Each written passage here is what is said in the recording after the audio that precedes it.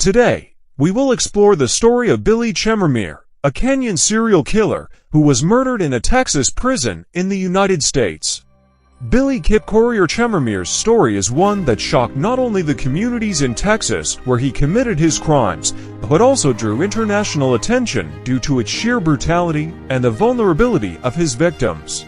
Born in Kenya and later immigrating to the United States, Chemirmir's life journey from a small village in Africa to a Texas prison is a chilling narrative of how an individual's dark inclinations can lead to devastating consequences.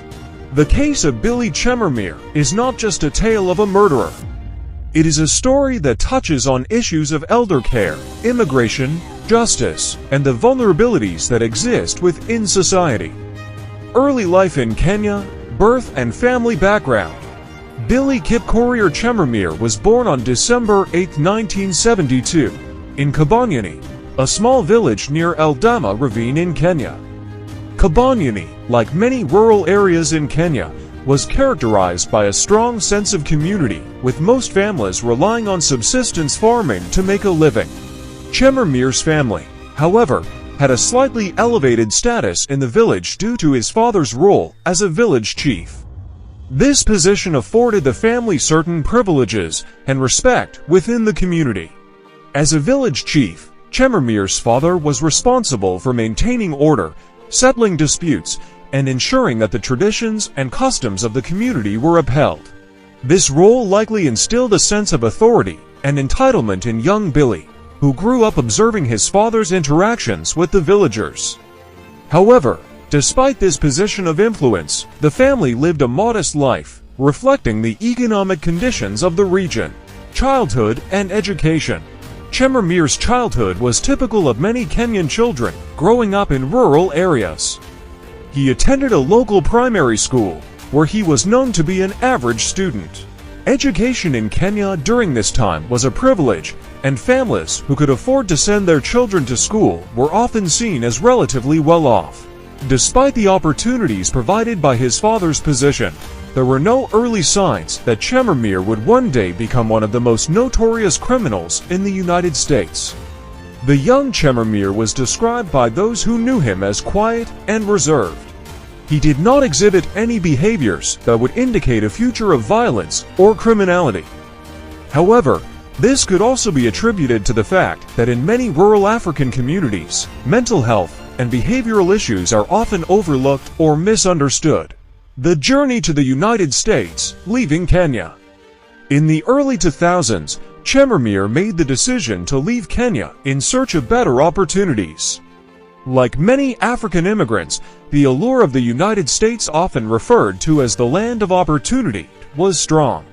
America promised a chance at a better life, with economic opportunities that were unimaginable in Kenya. Chemirmir obtained a green card, which allowed him to live and work in the United States permanently. Immigrating to a new country is a significant life change, often accompanied by challenges such as cultural adaptation, finding employment, and establishing a social network. For Chemirmir, the move to the United States marked the beginning of a new chapter in his life, one that would take a dark turn in the years to come. Life in the United States. Upon arriving in the United States, Chemirmir settled in Texas, a state known for its large immigrant population. Texas offered ample job opportunities, particularly in the service sector, which is where Chemirmir found work. He initially worked in various low-paying jobs, including as a caregiver and in maintenance roles. These positions, while modest, provided him with the means to support himself and stay under the radar. Chemirmir's early years in the United States were unremarkable. He lived a quiet life, blending into the immigrant community and not drawing much attention to himself. However, his choice of employment, particularly in roles that involved caring for elderly individuals, would later become a significant factor in his criminal activities. Legal troubles and initial crimes, early convictions.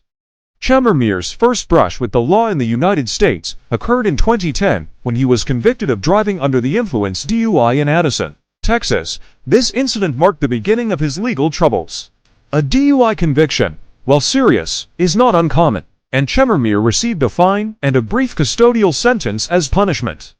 However, this was just the start of a pattern of behavior that would escalate over the years. In 2011, Chemirmir was again convicted of DUI, this time in Dallas, Texas. The repeated offense suggested a disregard for the law and a growing sense of invulnerability. Despite these convictions, Chemirmir continued to live his life with little indication that he would soon embark on a far more sinister path: escalation of criminal behavior. The turning point in Chemirmir's life came in 2012 when he was arrested for assaulting a female companion. This incident was more serious than his previous legal troubles and indicated a potential for violence. The details of the assault were not widely reported, but the fact that it involved physical harm to another person was a red flag. Chemirmir pleaded no contest to the charges, which resulted in a conviction, but he did not serve significant jail time.